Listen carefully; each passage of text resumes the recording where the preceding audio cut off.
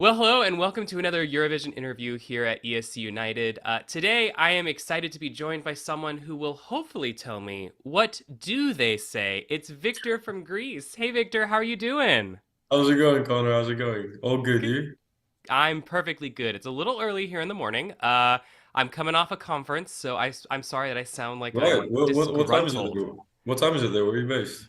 It's about 8 o'clock here in the U.S. Eight So, o'clock. 8 o'clock. Nice. yeah, I woke up just for this interview. So, Yeah. Thank you so much. Thank you. Thank you. I really of appreciate it. course. Glad you're coming on. Well, Victor, I want to start off with a question. I think that everyone has been asking, but I want to ask it in a slightly different way. Yeah, sure. Um, Now, you are the youngest artist who is competing in Eurovision this year. Correct. But also, from what I believe to be true, you're the youngest artist that Greece has ever sent to the contest as well. That's correct. That's correct. Yeah. So, how does it feel to not only be going to Eurovision, but also be going at such a young age? Very, very good. I feel inspired. I'm hoping to inspire other people, to get out of the comfort zone and not doubt themselves when people tell them, they can't do things. I mean, I've been saying this, and uh, I just think there's a lot of people that wouldn't believe a 16-year-old could go to Eurovision, or when a 16-year-old would like reveal that dream to somebody, they would say like, nah, just forget about it, and say go next year. It's too hard. It's so complicated. So many things happen, and what it really takes to overcome complicated problems is a simple mindset. It's just I'm gonna do this, and it's gonna happen. Mm. Yeah, that's a really good message. So I guess for all the 16-year-olds who may be watching, or Or 15-year-olds, anybody yeah, who feels like that they've been people doubt them or doubt themselves. yeah. Well, and I'm sure, I remember I talked to Tusay in 2011, who was in a Okay. similar situation of being so young and going to Eurovision, but also balancing studies on top of Right. Eurovision. I'm sure that's probably a case that we have here as well. Yes, that Yeah. is true. But I do online school now. Since September, I've been doing online school. And I knew Ooh. Eurovision or not, I wanted to do online school because it's about 1 or 2 hours per day. And all the videos are recorded as well. I do some school, which is, and the school's based in London, so it's English. And it allows a lot of free time up for me because of the fact that all the lessons are recorded and I can watch them at any time. Or be better for me to watch them. I can either be in with the live teacher or I can watch them recorded back. So it's quite it gives me some optionality and an opportunity to be more focused on the music. It frees up like 25 to 35 hours per week. I remember that I'd calculated. So it's really great. Well, yeah, that's awesome. Tusay was definitely not in that boat. So that sounds fantastic for you, especially as we think of Eurovision preparations. I know I Yeah. remember it in a former interview that you did with someone else, potentially pre-parties as well. There's a lot going on for you. So the more time But that you have to potentially, enjoy yeah. it, yeah, the more time you Yeah. have to enjoy this, the better. Uh-huh.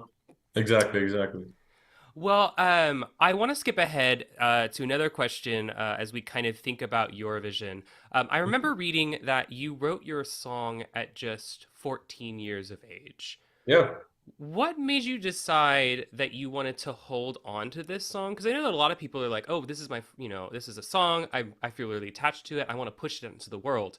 But you held on to it. What made you decide to hold on to it? And then at what point did you say, hey, I think I want to send this in to ERT and see if this could go to Eurovision. Yeah, man. Well, I love that question. The song always meant so much to me.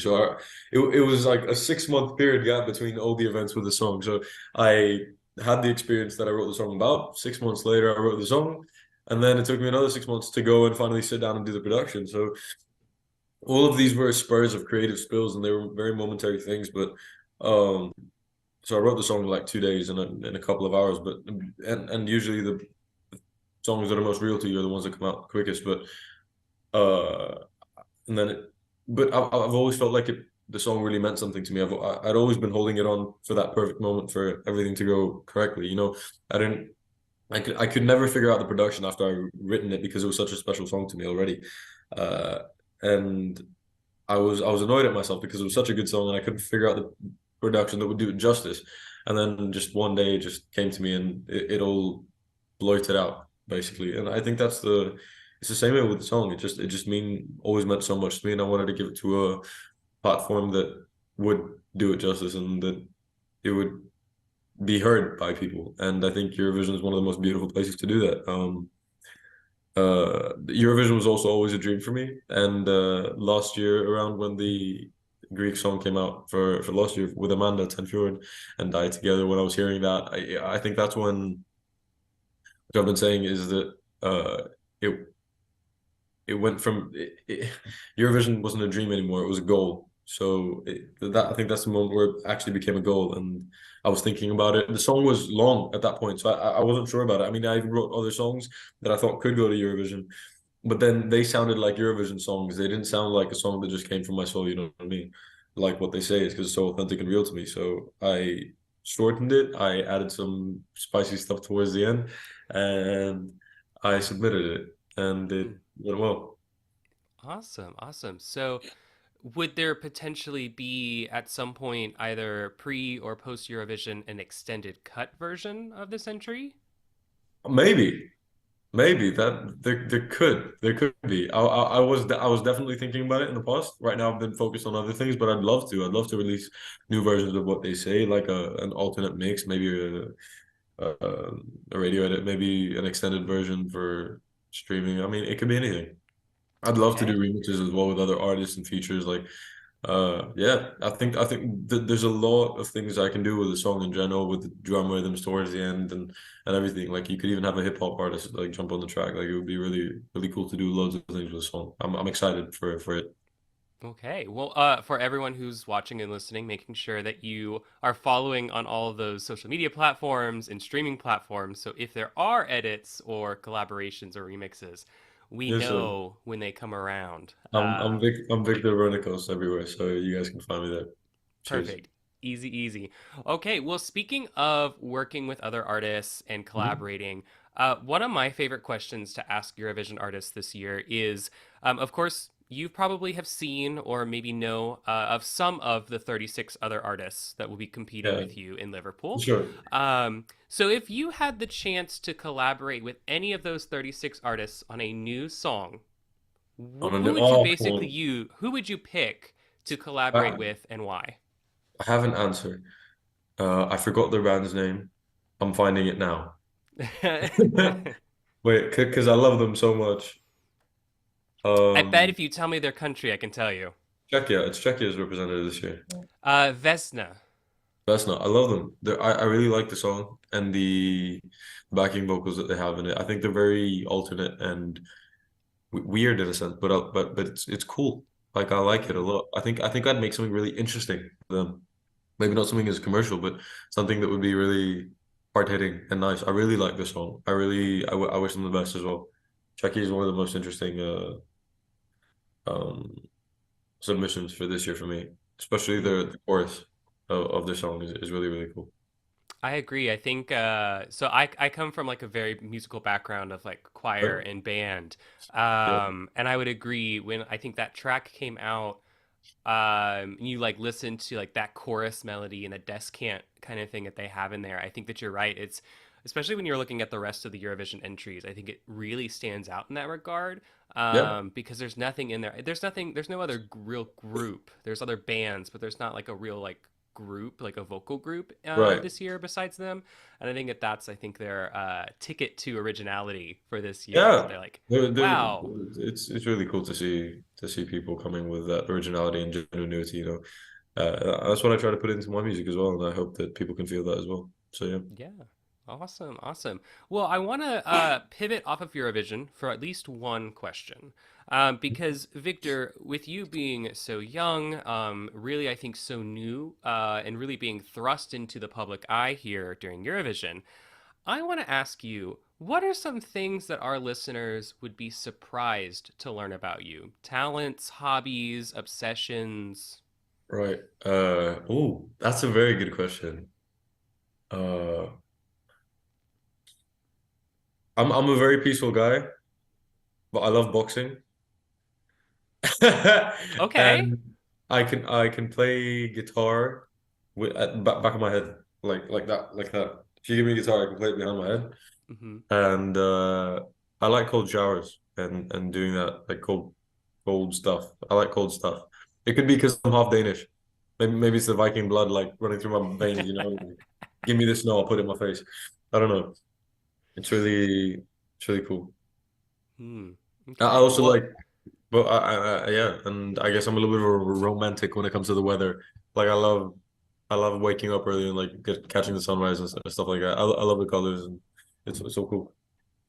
well, those cold showers, and I guess the love for the cold will come in handy when you get to the United Kingdom Yeah, because they are for known sure. for those quick showers. That was a good one. That was a good one. Yeah, well, water in general. I mean, I'm wearing my swimsuit right now. I can come to ERT in my swimsuit, so everybody hates me here. Well, speaking of water, I just watched your music video back again, and of course, the most present element in that music video is that water, like that rain Yeah, shower. Um, so I know that when we're thinking about your Liverpool staging, there are a lot of elements that are not finalized, and there are also a ton of elements that you can't really release. Do you think that we're going to see water be present on the stage in Liverpool? Can you tell us that the much? the concept for the staging is different to the music video, but what we're trying to do, as with everything, is to carry the emotion of that I originated with and put into a song and then put into the production, which I had also created, by the way, and then put it onto the stage. So try to have a flow of that as purely as possible and get to the stage and retain that emotion because that's the only way to pierce the crowd for it to be as pure as expressive and as open as possible. I think that's the goal for us. And I don't think it's possible as well to have rain at least because you can't hang anything from the ceiling. Hmm. We've been told, but uh, there could be yeah, but the concept is different, but we're thinking about loads of ideas. There may or may not be, but we'll see.